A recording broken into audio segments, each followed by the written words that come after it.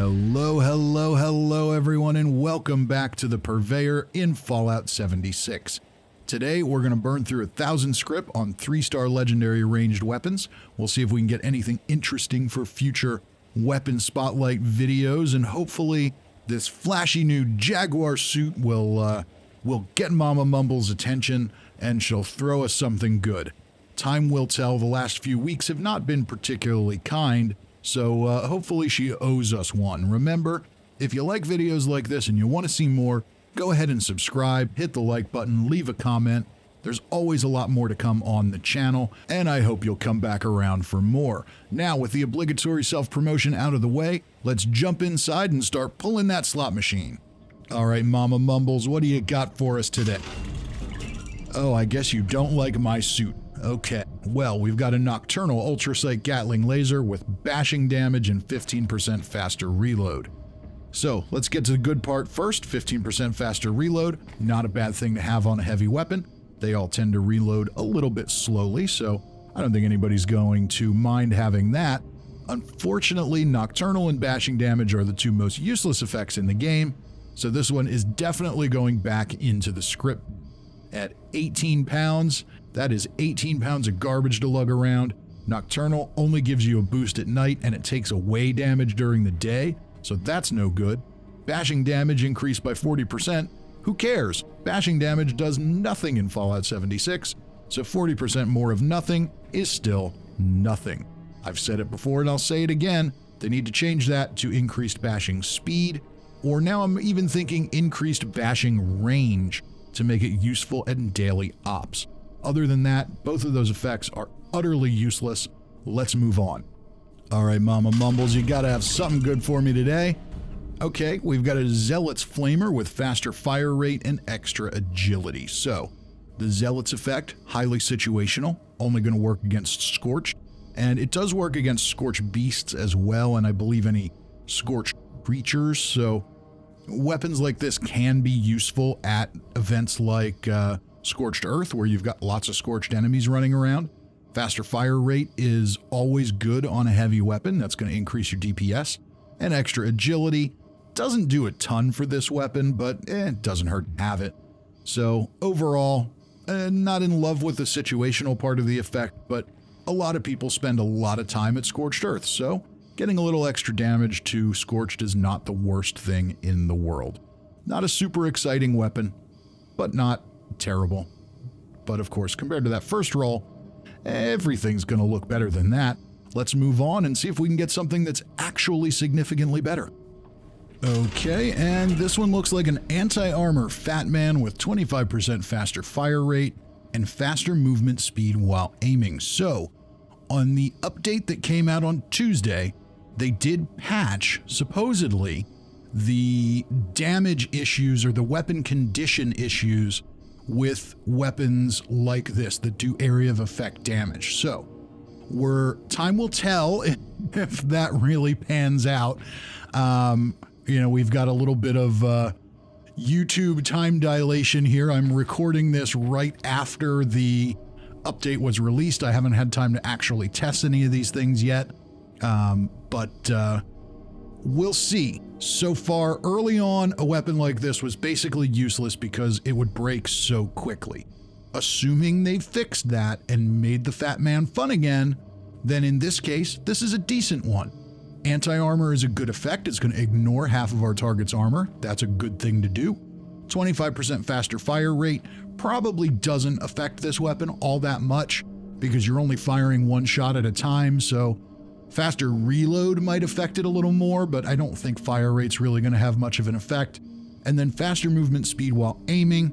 I guess that's okay if you can get yourself moving a little bit before you fire it. Maybe that helps you run away a little easier from the blast, but overall, the big effect here is anti-armor.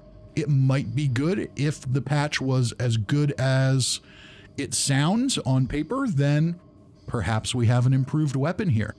Time will tell. We'll test it out over at some point. I've got a couple of Fat Mans in my inventory we'll take for a spin.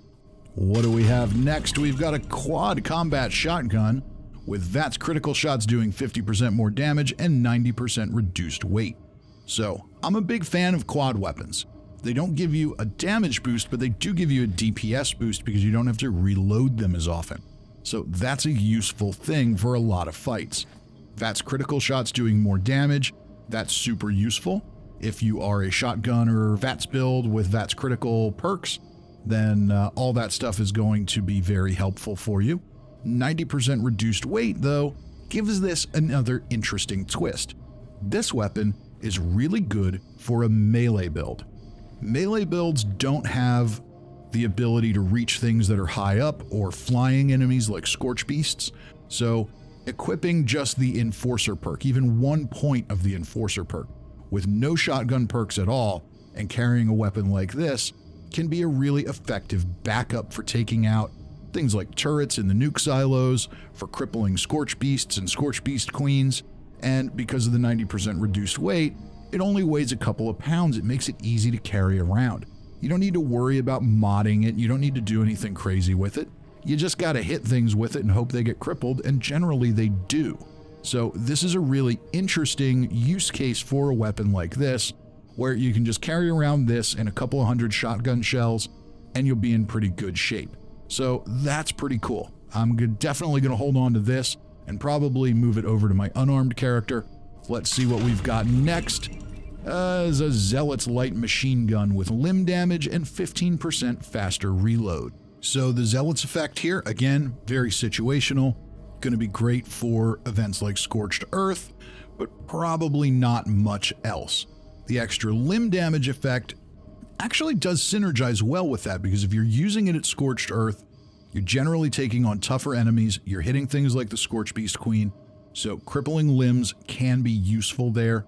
This weapon already has a really fast fire rate, so increasing the fire rate can increase your DPS, but you get to a point where it's so fast that it doesn't really matter all that much. Now our third effect here, the 15% faster reload, that's actually pretty useful on a weapon like this. The downside to the LMG is that it only holds 75 rounds per magazine, so you burn through them really fast, you reload a lot. So speeding up your reload is pretty useful on a weapon like this, where you're going to be doing that a lot. That's going to amount to a pretty substantial increase in DPS overall. So that's a good thing. Unfortunately, situational effect, not in love with that. I like explosive better than limb damage, but I digress. It could be worse. It's not total garbage. There's definitely a use case for a weapon like this. Probably not one that's going to make the cut for a weapon spotlight, but interesting nonetheless. It's at least not total trash. Let's move on and see what else Mama Mumbles has for us. Come on. Oh, this is a real shame. So these are some of the most frustrating rolls you get, because exploding bullets is great. That's extra damage with area damage, so that's not a bad thing to get at all. VATS critical meter filling 15% faster on a hunting rifle. That's a solid effect to land too, because you're probably going to be using VATS and VATS criticals fairly often. Unfortunately, it's got nocturnal, so that basically ruins the weapon.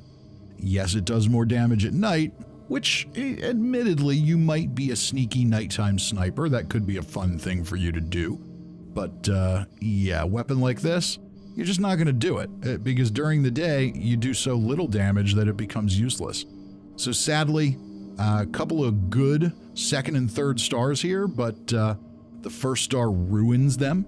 The fact that it's a hunting rifle isn't amazing, but, it kind of makes me feel less bad about turning it in for Scrip eventually too, so is what it is. Come on, Mama Mumbles, you gotta have something good for us. It's been a while. You owe me now.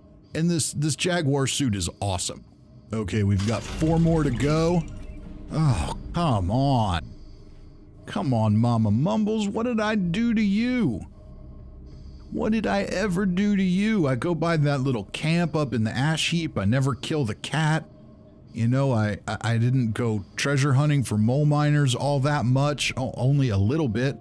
I don't kill nearly as many of your friends as other people do. Why do you hate me so much? So we've got a suppressor's gamma gun with 10% damage while aiming and 25% less VATS AP cost. So with all the whining I did there looking at this, it's actually not that bad. The suppressor's effect is largely useless. Nothing really lives long enough in this game for that to be a huge factor.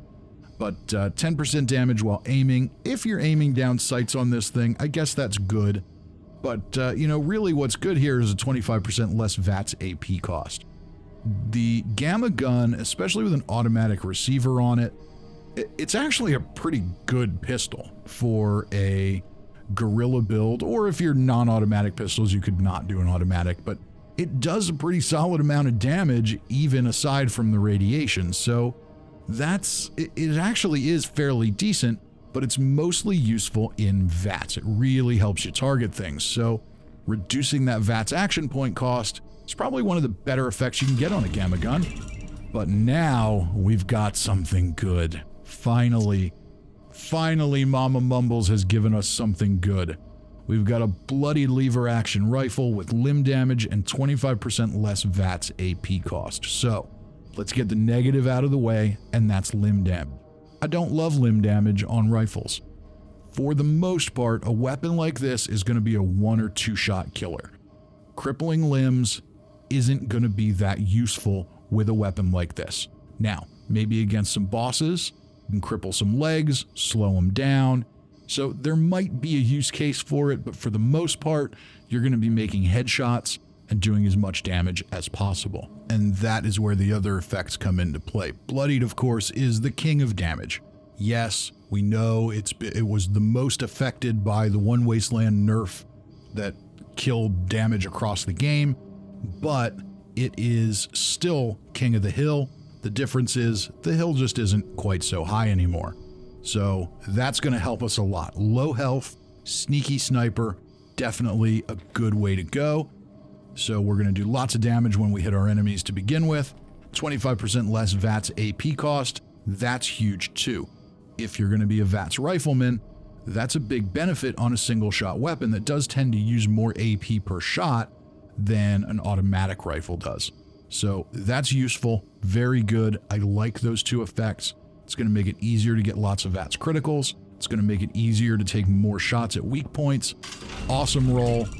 And now we've got a Mutant's Hellstorm missile launcher with limb damage and 25% less VATS AP cost. So, much like the Fat Man from earlier, if the condition issues with weapons like this are in fact resolved, then these could be a lot more fun, and this could be a pretty decent roll.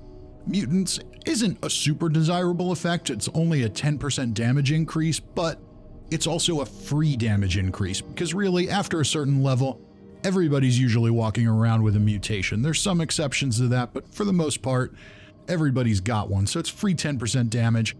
Extra limb damage on an area of effect weapon like this isn't a bad thing. If you're taking out a mob of super mutants or ghouls and you can cripple some legs and slow them down, that's not a bad thing and it's kind of fun.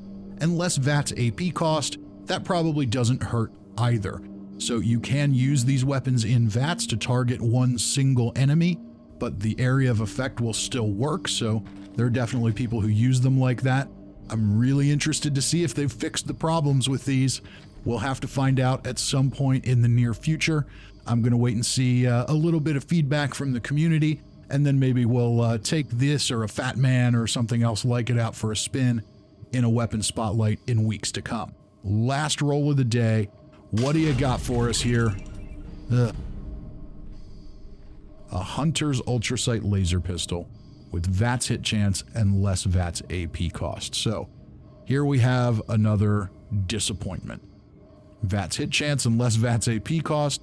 Second and third stars synergize extremely well together on a pistol or a rifle. Those are both excellent things to have. The Hunter's effect is probably the most useless of the situational effects because it only affects animals, and it does affect Scorch Beasts, so I mean, maybe if you put a prime receiver on this and went Scorch Beast hunting, it could be interesting, but it's also an ultrasight laser pistol, which does less damage than the regular laser pistol, which makes absolutely no freaking sense at all. But it is what it is. This is what we've got. This is what we've got to live with. Sadly, this was not our best trip to the Purveyor of all time, by far. But it wasn't our worst. We did get a really good bloody lever action rifle. And I have a feeling that's going to be our weapon spotlight for next week. I've been wanting to do a single shot rifle for a while, and that one's got a good pair of effects on it that will work well together. So that seems like a good one to do next week. I think that's the direction I'm going to go. But with that, that's going to wrap this one up for today, ladies and gentlemen. If you enjoyed yourself, if you found it useful, please do go ahead and subscribe, hit the like button, leave a comment. There's always a lot of content coming on the channel, including now live streams on Monday and Tuesday nights. Monday nights we do a non-Fallout 76 game. Tuesday nights are Fallout 76 challenges and new content, whatever we feel like getting into. So there's always a lot going on. I do hope I see you again. Until then, I'm Fisty McRib.